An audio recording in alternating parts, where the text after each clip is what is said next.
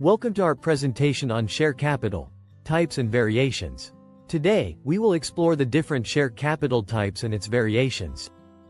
Our agenda includes an introduction to company law, types of shares, issued and paid-up capital, variations in share capital, restrictions on share purchase, and a conclusion to summarize our key points.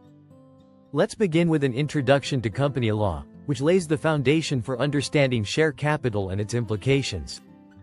Overview of company law, definition and importance. Company law regulates the formation, operation, and dissolution of companies, ensuring legal compliance and protection of stakeholders' interests.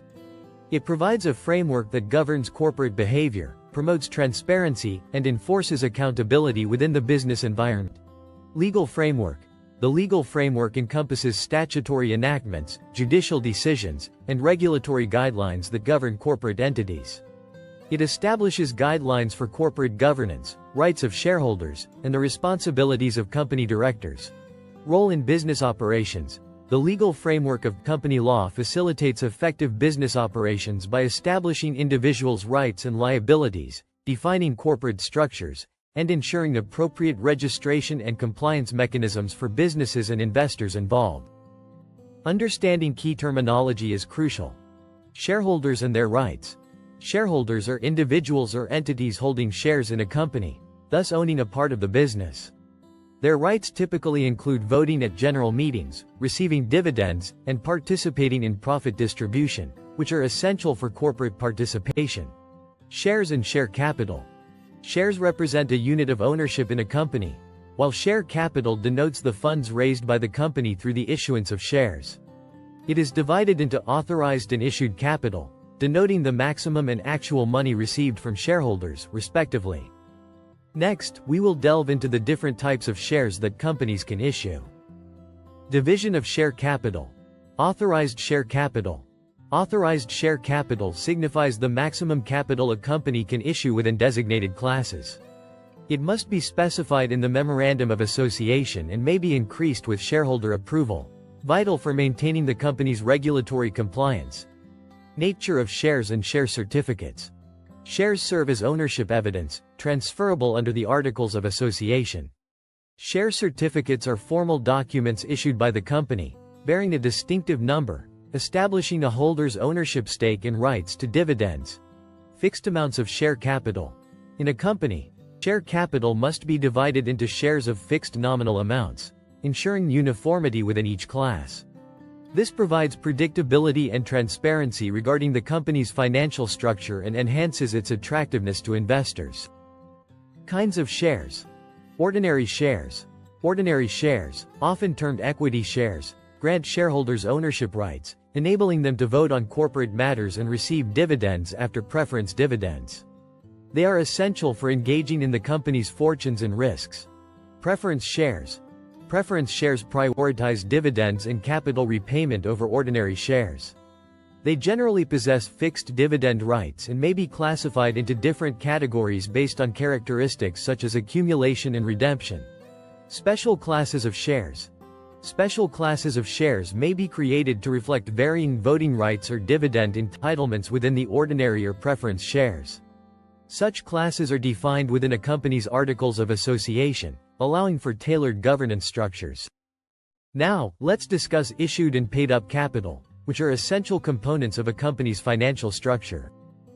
Understanding issued capital. Relationship with authorized capital. Issued capital is inherently linked to authorized capital, signifying the portion of capital raised from investors. Management must ensure that the issued shares do not surpass the authorized limit to maintain compliance with corporate regulations. Definition of issued share capital. Issued share capital refers to the actual shares allotted to shareholders, representing the total nominal value of shares issued. It can be less than but cannot exceed the authorized share capital, directly impacting investment levels. Paid-up capital. Shareholder liabilities explained. Paid-up capital reflects the investor's actual contribution to the company and represents the maximum liability during liquidation. Shareholders are only liable up to their unpaid share amounts, providing legal protection against total liability. Impact of liquidation on shareholders. In a liquidation scenario, Fully paid shareholders are not responsible for additional contributions beyond their initial payments.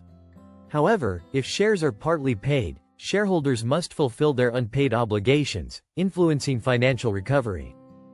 We will now explore the variations in share capital and the processes involved in altering it.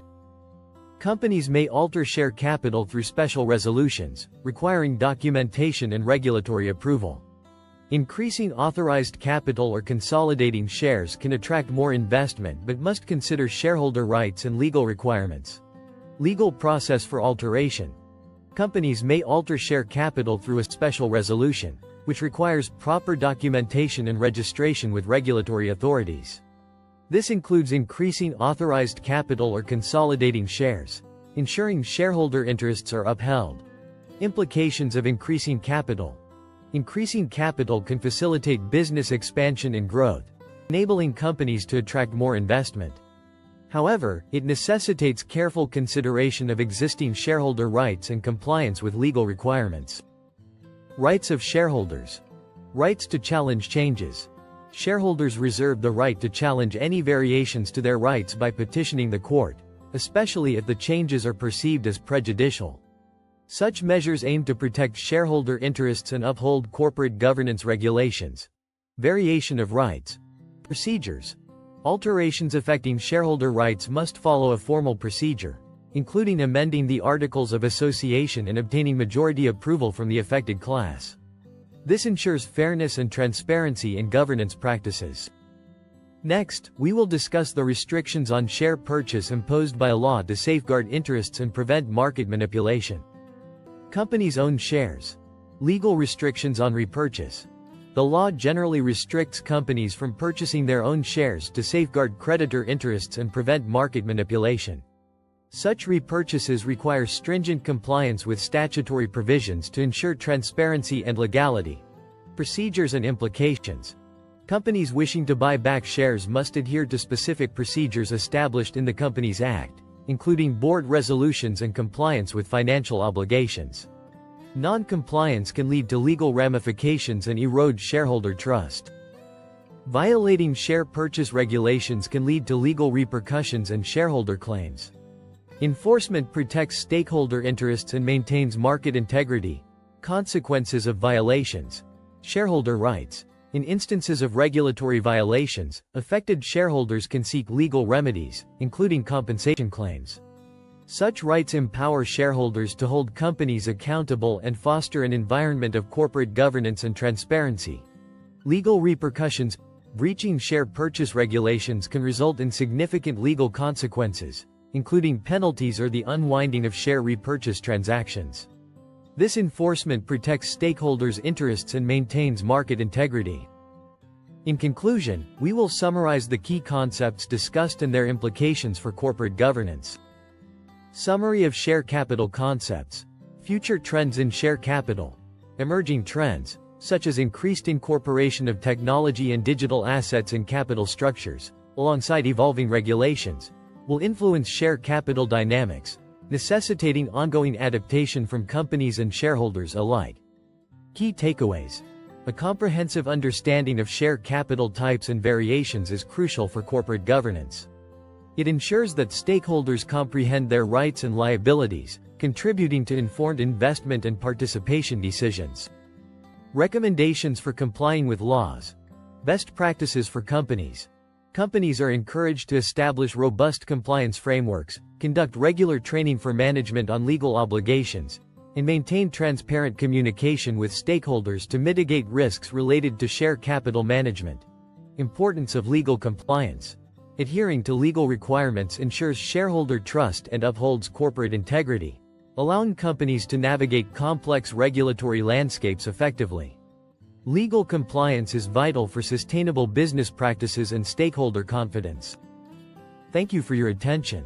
We hope this presentation has provided valuable insights into share capital and its variations. For further queries, please comment below.